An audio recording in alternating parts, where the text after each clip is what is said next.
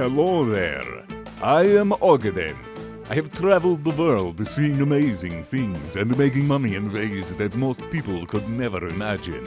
I grew up in Romania, the land of monsters, magic, and superstition. My father was a local magician with an eye for the bizarre. He taught me how to entertain the masses using visceral experiences.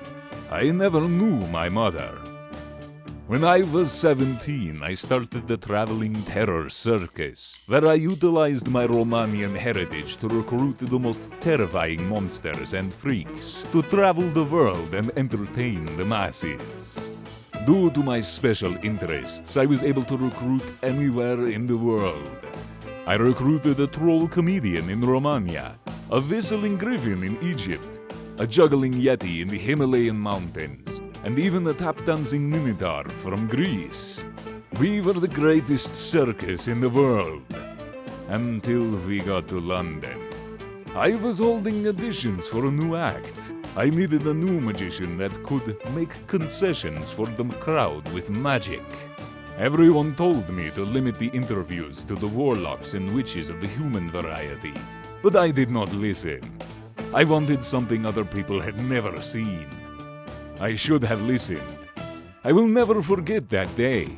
300 people died after a masked performer who called himself the Crimson Gnome claimed that he could make cotton candy using a sweet-tooth fire spell. In a puff of brilliant color, the sugar filled the arena. And then, instead of casting a spell, this little shit pulled out a can of hairspray and a lighter and ignited the entire sweet cloud. I can still remember the smell of burning flesh and the screams of the other performers that came to see the audition. My entire enterprise went up in smoke that day. Luckily, I had insurance policies on the equipment and the performers, so I was able to retire from the circus life the next week. I eventually got bored, and Corey invited me here. And the rest, as they say, is history.